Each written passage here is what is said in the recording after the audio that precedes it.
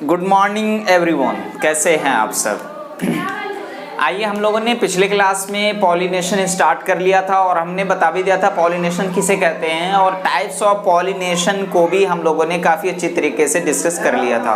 Okay, कितने type का हमने डिस्कस किया था बोलिए ज़रा। हम लोग थोड़ा एक ओवरव्यू देख लेते हैं। हमने देख लिया था पॉलिनेशन में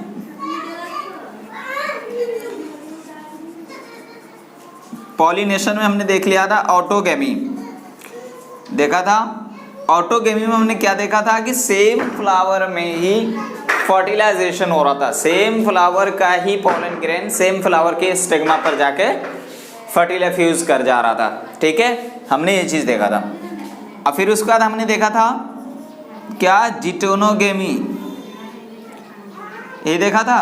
जिटेनोगेमी में हमने क्या देखा था कि फ्लावर सेम प्लांट के, फ्लावर डिफरेंट है, एक फ्लावर दूसरा फ्लावर, और दोनों फ्लावर जो एक ही प्लांट में, जब दोनों में पॉलिनेशन होगा तो हमने क्या बोला था, वो जिटेनोगेमी पॉलिनेशन। ओके, फिर हमने क्या देखा था, जीनोगेमी देखा था। जीनोगेमी हमने क्या बोला था कि फ्लावर भी अलग प्लांट में, मतलब डिफरेंट प्लांट के फ्लावर आपस में पॉलिनेशन अगर हो रहा है उसके बीच में, उसको हम लोगों ने क्या कहा था, जीनोगेमी। फिर कुछ चीजें हमने बात की थी। ऑटोगेमी में हमने बोला था कि इसमें दो टाइप के फ्लावर्स हमें देखने को मिलेंगे, एक तो होगा कैस्मोगेमस और दूसरा होगा कैलिस्ट्रोगेमस। कैस्मोगेमस हमने क्या बोला था कि जो फ्लावर का पार्ट होता है वो क्या होता है, एक्सपोज्ड होता है, जो रिप्रोडक्टिव पार्ट है। तो एक्सपोज्ड होने की वजह से हमने इसमें बोला था क्रॉस पॉलिनेशन के चांसेस बन सकते हैं।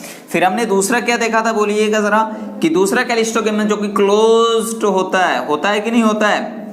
तो इसमें क्या होता है कि सेल्फ पॉलिनेशन ही होता है, क्रॉस पॉलिनेशन के कोई चांसेस नहीं है क्योंकि वो क्लोज्ड फॉर्म में होते हैं। ठीक है, फिर हमने एग्जाम्पल भी देखा था, वेरी ओल्ड कॉमेडी देखा था, V for voila, old for oxalis, और कॉमेडी का C फॉर कामेलिना। क्लियर है, इतनी चीजें हम लोगों ने पिछली क्लास में डिस्कस कर लिया था। मेरे दोस्त, एक इंपॉर्टेंट चीज हमने जिटेनोगेमी में ये बताई थी कि जिटेनोगेमी जो है वो फंक्शनली बिहेव या फिर फंक्शनली वो कैसा दिख रहा है बोलिएगा जरा, क्रॉस पॉलिनेशन, क्योंकि एक ही प्लांट में दो डिफरेंट फ्लावर में पॉलिनेशन हो रहे थे, इसीलिए वो फंक्शनली क्रॉस पॉलिनेशन दिख रहा था। लेकिन अगर हम जेनेटिकली की बात करें तो जेनेटिकली वो क्या था, जस्ट लाइक ऑटोगेमी, मतलब कि प्लांट तो एक ही है ना, तो फ्लावर दो ब्रांच पर दोनों अरेंज्ड हैं, तो प्लांट तो एक है, इसीलिए जेनेटिक कोई वेरिएशंस इसमें कभी नहीं देखने को मिलेगा। इसलिए हमने क्या बोला था कि जेनेटिकली ये जस्ट लाइक ऑटोगेमी है। ओके, फिर मैंने बोला था जीनोगेमी कि प्लांट बिल्कुल अलग अलग हैं, तो जाहिर सी बात है इसमें क्या होंगे, जेनेटिक वेरिएशंस हमें देखने को मिलेंगे। ठीक है, इतनी चीजें हम लोगों ने पिछले क्लास में डिस्कस किया था। ठीक है मेरे बच्चों, now we will discuss today agents of pollinations. हम लोग इसमें बहुत सारे टाइप्स हम लोग इसमें डिस्कस करने वाले हैं। ओके, तो कंसंट्रेशन बनाइएगा। हम लोग ये चीज देखेंगे कि पिछली क्लास में हमने आपको एक चीज बताया था कि एजेंट्स ऑफ पॉलिनेशन के दो होते हैं, एक तो होते हैं एबायोटिक और दूसरा क्या होता है, बायोटिक। मैंने क्या बोला था, एबायोटिक में विंड, वाटर ये सब इंक्लूड होंगे और बायोटिक में लिविंग ऑर्गेनिजम्स इंक्लूड होंगे। जैसे कि हम बात करें एनिमल्स, यानी जितनी भी लिविंग ऑर्गेनिजम्स की वजह से पॉलिनेशन हो रहे हैं, चाहे वो बर्ड्स हो, चाहे वो इंसेक्ट हो, चाहे वो बैट्स हो, तो हम सबको एक एक करके नाम देंगे, उसे हम क्या बोलेंगे, बायोटिक। तो वही चीजें आज मैंने यहाँ पे डिस्कस मेंशन कर दी आप लोगों को। हम लोग डिस्कस करने वाले हैं एजेंट्स ऑफ पॉलिनेशंस, मतलब हम लोग आज किसके बारे में पढ़ने वाले हैं, पॉलिनेटर्स के बारे में, जिसकी वजह से पॉलिनेशन हो पाते हैं। तो आइए हम लोग देखते हैं, इट इज टू टाइप्स। पहला क्या, अबायोटिक, और दूसरा क्या, बायोटिक। अबायोटिक और बायोटिक। बायोटिक मतलब क्या, बायो मतलब होता है लिविंग, तो मतलब लिविंग ऑर्गेनिजम्स, लाइफ जिसमें होती हो, ऐसे ऑर्गेनिज्म की हम बात करेंगे, ऐसे पॉलिनेटर एजेंट्स की हम बात करेंगे, जैसे हम एनिमल्स की बात कर सकते हैं। अब बायोटिक की मतलब हम लोग इसको तोड़ना चाहें, ए फॉर क्या होता है, नहीं, ए मतलब क्या होता है, नहीं, और बायोटिक मतलब लाइफ। तो मतलब जिसके पास लाइफ ना हो, मतलब नॉन लिविंग एजेंट्स की हम बात करेंगे, फिर इसको हम देखेंगे बहुत डिटेल में डिस्कस करने वाले हैं। मैंने बायोटिक एजेंट्स की अगर हम बात करें, जैसे इंसेक्ट, बर्ड्स, हनी बी, ये सारी चीजें किसमें इंक्लूड हो जाएंगे, बायोटिक एजेंट्स। यानी ऐसे ऑर्गेनिज्म के थ्रू अगर पॉलिनेशन हम बोलेंगे तो हम क्या बोलेंगे कि ये बायोटिक एजेंट्स, इसके पॉलिनेटर्स कैसे हैं, बायोटिक हैं।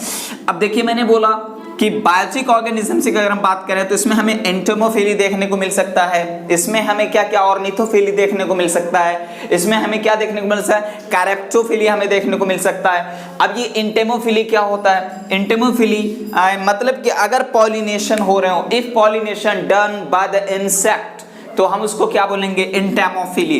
तो मतलब कि बाय इंसेक्ट अगर पॉलिनेशन हो रहे हैं तो इसे हम क्या बोलेंगे, एंटेमोफिली। ठीक है, वो चीजें हम काफी इसमें डिस्कस करने वाले हैं, लेकिन हम आज जो डिटेल में डिस्कस करेंगे वो बायोटिक के बारे में डिस्कस करेंगे। इसमें हम बहुत सारे थोड़ा से डायग्राम के बारे में डिस्कस करेंगे कि कैसे पॉलिनेशन होता है, वाटर के बारे में। ठीक है, और ऑर्निथोफिली कहते हैं उसको जिसमें पॉलिनेशन होते हो बर्ड्स के थ्रू। तो पॉलिनेशन डन बाय बर्ड्स, उसे हम क्या बोलेंगे, बोलिए जरा, ऑर्निथोफिली। और कैरेप्टोफिली यानी बैट्स के थ्रू अगर पॉलिनेशन हो रहे हो बाय बैट्स के थ्रू अगर पॉलिनेशन हो रहे हैं तो उसे हम क्या बोलेंगे, कैरेप्टोफिली। मेरे बच्चों एक चीज देखिए, एंटेमोफिली यानी कि जिसमें इंसेक्ट के थ्रू पॉलिनेशन हो रहे हो, वैसे फ्लावर को हम क्या बोलेंगे, इंटेमोफिलस फ्लावर, इंटेमोफिलस फ्लावर। क्लियर है। अब अगर ऑर्निथोफिली की बात करें बर्ड से तो इसको हम क्या बोलेंगे, ऑर्निथोफिलस फ्लावर। कैरेप्टो की बात करें तो कैरेप्टोफिलस फ्लावर। ठीक है, तो वो चीजें हम काफी डिटेल में डिस्कस करने वाले हैं, शायद आज ही डिस्कस कर लें, नहीं तो नेक्स्ट लेक्चर में हम करेंगे। अब देखिए, अब बायोटिक को हम लोग काफी डिटेल में डिस्कस करने वाले हैं। इसके बारे में थोड़ा सा हमें ये देखना है सबसे पहले कि बायोटिक में भी हमारे दो चीजें नॉर्मली हम पढ़ेंगे। क्या, एक तो वाटर, एक एजेंट हमारा होगा वाटर और दूसरा एजेंट होगा एयर, जो कि विंड के थ्रू पॉलिनेशन हो रहे हो, pollination done by winds by air, वैसे पॉलिनेशन को हम लोग नाम देते हैं एनीमोफिली। वैसे टर्म का हम लोग क्या नाम बोलते हैं, anemophily. Pollination done by wind या फिर एयर। ठीक है, तो वैसे फ्लावर को हम क्या बोलेंगे, एनीमोफिलस फ्लावर। क्लियर है यहां तक। अब देखिए, वो चीजें हम लोग ये डिस्कस करने वाले हैं कि ये दोनों में से एनीमोफिली तो हमने देख लिया, हाइड्रोफिली की बात करें तो हाइड्रो का मतलब क्या होता है मेरे बच्चों, वाटर। तो मतलब कि ऐसे पॉलिनेशंस जिसमें एजेंट उसका क्या होता है, वाटर। मतलब वाटर करंट के थ्रू जो हमारा मेल गैमेट जो होता है वो वाटर करंट के थ्रू मूव कर जाता है फीमेल गैमेट के पास और वहां पे फ्यूजन हो जाता है। ठीक है, तो वही चीजें हमने यहाँ पर डिस्कस करनी है। अब थोड़ा कंपेयर करके हमें पढ़ना है। ठीक है, हालांकि तो एक ही जगह हम कंपेयर करेंगे। अभी हम आईएएस में देखते हैं एनीमोफिली यानी कि एयर के थ्रू, विंड के थ्रू पॉलिनेशन हो रहे हो। अब देखिए, इसके लिए एयर जो पॉलिनेशन करेगा उसके लिए मेरे दोस्त बहुत चीजें ऐसी हैं जो कि होनी चाहिए, तभी जाकर के वो पॉलिनेशन सक्सेसफुल होगा। जैसे कि अगर आप चाहते हैं कि हमारा प्लांट जो एयर के थ्रू पॉलिनेशन कर जाए, तो मेरे दोस्त आपके पॉलिनेशन, एयर पॉलिनेशन होने के लिए क्या होना चाहिए, पॉलन ग्रेन्स जो है उसका वेट बहुत कम होना चाहिए। क्योंकि अगर वो हवा के साथ उड़ेगा तो हवा के साथ उड़ने के लिए बहुत कम वेट होना चाहिए। दूसरी बात, एंथर जो है, एंथर वो क्या होना चाहिए, एक्सपोज जो होना चाहिए, ताकि इजीली वहां से एयर जो है उसको क्या करे, कैरी ऑन कर पाए। ठीक है, अब उसके दूसरे हम बात करें तो उसके क्या नॉन स्टिकी होने चाहिए। नॉन स्टिकी का मतलब ये होता है कि वो एंथर पर अगर मान लीजिए पॉलन ग्रेन से चिपका हुआ है कि नहीं, तो जाहिर सी बात है एयर करंट उसको कैरी आउट नहीं कर पाएगा। ठीक है, तो इसीलिए वो नॉन स्टिकी होने चाहिए और उसके जो पॉलन ग्रेन्स हैं वो विंग्ड भी होने चाहिए उसके, जो कि थोड़ा सा हवा में यहाँ से वहां जाने में मदद करे। ठीक है, वही चीजें पॉलन ग्रेन्स कैसे, लाइट वेटेड होने चाहिए, नॉन स्टिकी होने चाहिए और विंग फुल होने चाहिए। ठीक है, एंथर की बात करें, एक्सपोज्ड, वेल एक्सपोज्ड होने चाहिए। क्यों बच्चों, क्योंकि जब एयर के थ्रू आप पॉलिनेशन करवाना चाह रहे हैं, हवा आए और हवा का झोंका आए और पॉलिनेशन हो जाए, तो आपको जाहिर सी बात है कि एंथर वाला पार्ट जो है जिसमें कि पॉलन ग्रेन्स परसेंट हैं वो हमारा एक्सपोज कंडीशन में होना चाहिए, है ना। उड़ गया रे हवा के झोंके से। इधर आइए, अगर कार्पेल्स की बात करें, कार्पेल्स में हम लोग देखते हैं क्या कि कोई भी कार्पेल हो उसके अंदर नॉर्मली एक ओव्यूल प्रेजेंस होता है कि नहीं होता है? होता है। अब वो कार्पेल्स में स्ट्रक्चर क्या क्या होते हैं? स्टिग्मा और स्टाइल और ओवरी। क्लियर है? ये चीजें हम लोगों ने काफी पहले देख चुके हैं कि जैसे कि कार्पेल की बात करें तो ये ओवरी है और ये स्टाइल है और ये स्टिग्मा है। क्लियर है? हम लोग क्या देखते हैं कि ओवरी के अंदर क्या होता है? लॉक्यूल, ओवेरियन कैविटी, फिर यहाँ पे क्या होते हैं? प्लेसेंटा, और प्लेसेंटा से अराइज हो रहे होते हैं क्या? ओव्यूल। ये क्या है? ओव्यूल है। नॉर्मली ये कार्पेल में एक ही ओव्यूल प्रेजेंट होते हैं। अब यहाँ पे आप देख रहे हैं ये स्टाइल है, यहाँ पे जो ये स्टिग्मा वाला पार्ट है, ये stigma part for the pollination by air, ये स्टिग्मा वाला पार्ट जो है हमारा ये ब्रॉड होना चाहिए, थोड़ा सा मतलब फैला हुआ होना चाहिए, ताकि एयर के थ्रू जो पॉलन ग्रेन्स आए वो इजीली वहां पर पहुंच जाए। ठीक है? अब इस बात करें, इसके अंदर सिंगल ओव्यूल तो होते हैं।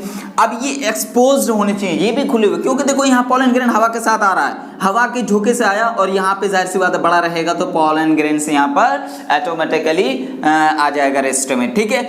अब यहाँ पे देख सकते हैं आप कि ये इसकी जो आप एनसीईआरटी में दिए हुए हैं, ये जो पॉलन ग्रेन स्टिग्मा होते हैं वो स्टिग्मा क्या होते हैं? फैदरी होते हैं थोड़ा सा, ताकि वो इजीली वो पॉलन ग्रेन्स को ट्रैप कर पाए, तो फैदरी भी होना जरूरी है। तो वही चीजें हमने बोला कि carpels, single ovule and arranged as inflorescence, ये चीजें क्या है? जैसे कि यहाँ पर एक कार्पेल है, ये दूसरा कार्पेल है, ये तीसरा कार्पेल है, चौथा है, पांचवा है, तो हम लोग क्या बोलते हैं? Arrangement of flowers, arrangement of flowers, उसे हम क्या बोलते हैं? इन्फ्लोरेसेंस, उसे हम क्या बोलते हैं? इन्फ्लोरेसेंस।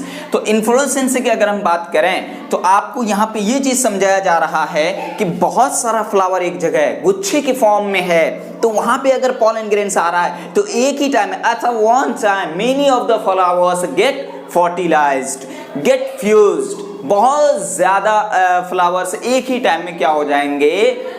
पॉलिनेटेड हो जाएंगे। ठीक है? तो वही चीजों को क्या बोला कि अरेंज्ड एज इन्फ्लोरेसेंस। स्टिग्मा वही चीजें, ब्रॉड लार्ज होना चाहिए, मैंने बोला ब्रॉड लार्ज होना चाहिए, एक्सपोज्ड होने चाहिए, मतलब ये भी खुले हुए होने चाहिए, और फैदरी मतलब इसमें थोड़ा फैदने चाहिए। ठीक है? ताकि वो इजीली ट्रैप कर पाए पॉलन ग्रेन्स को। एग्जाम्पल बहुत बहुत इंपॉर्टेंट है, बहुत इंपॉर्टेंट है, वो है कौन सा? कॉर्न कॉब और डेड पाल्म और ग्रासेस, बहुत इंपॉर्टेंट है। अभी तक हमने क्या डिस्कस कर लिया मेरे बच्चों?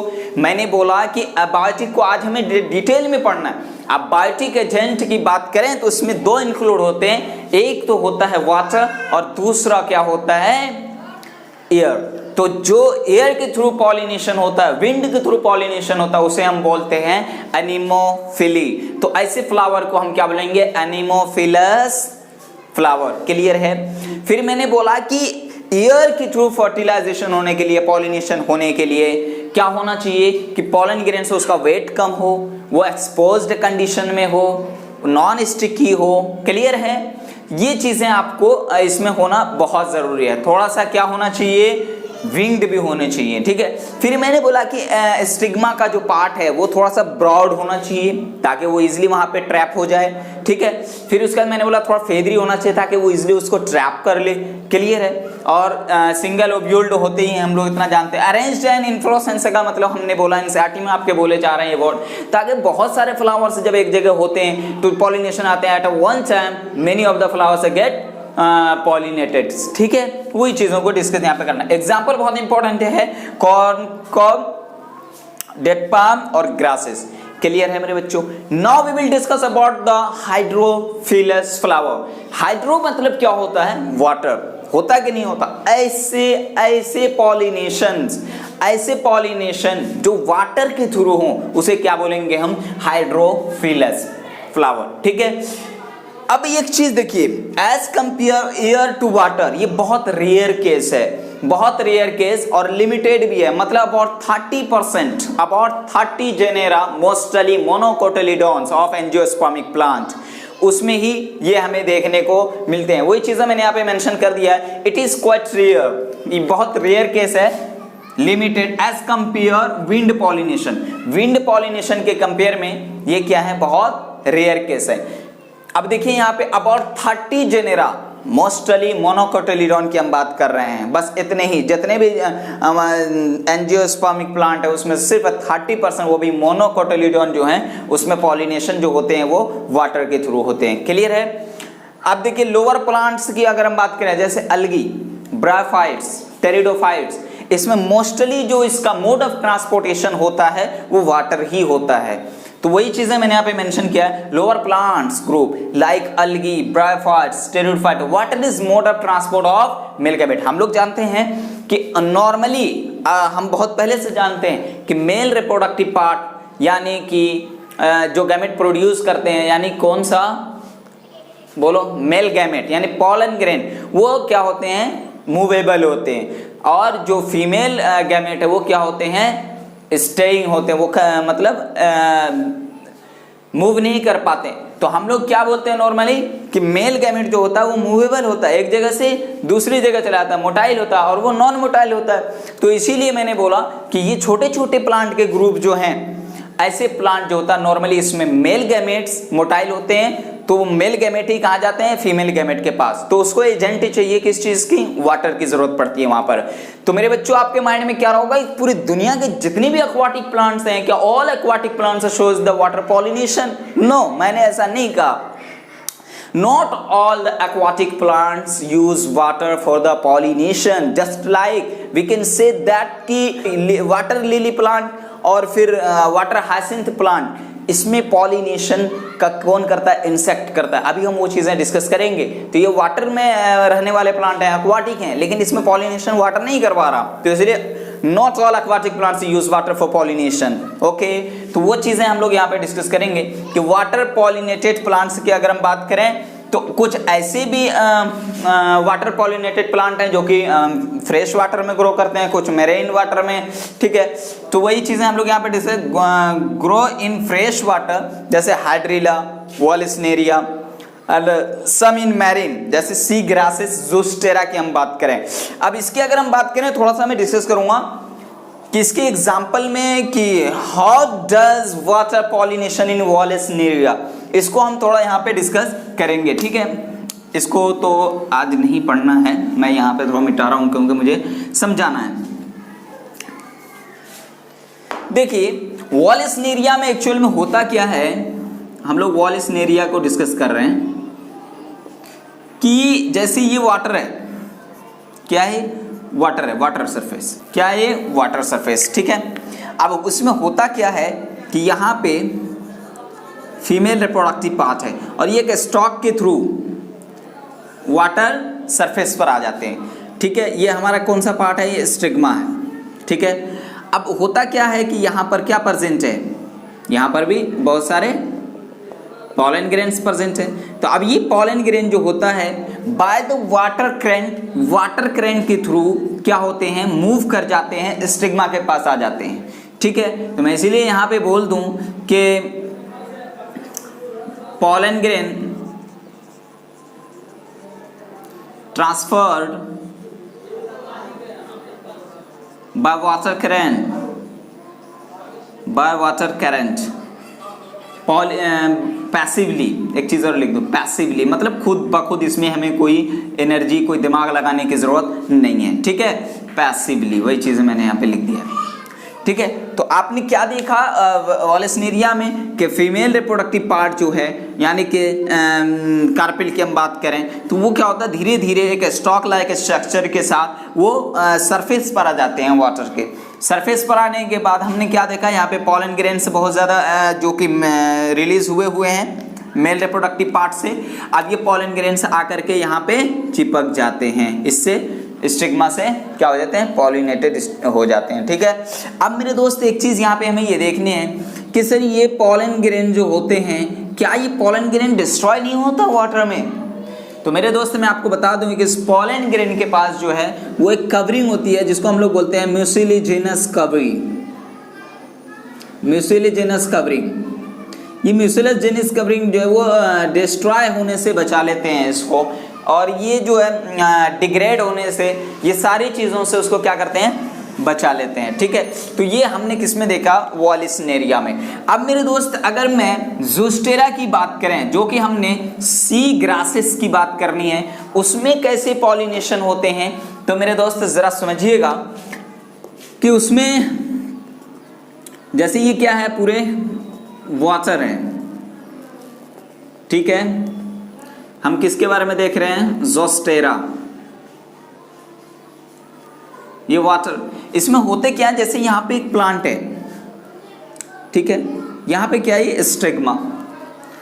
अब यहाँ पे क्या है, ये मेल रिप्रोडक्टिव पार्ट, क्या, एंथर, यहाँ पे हमने देख लिया।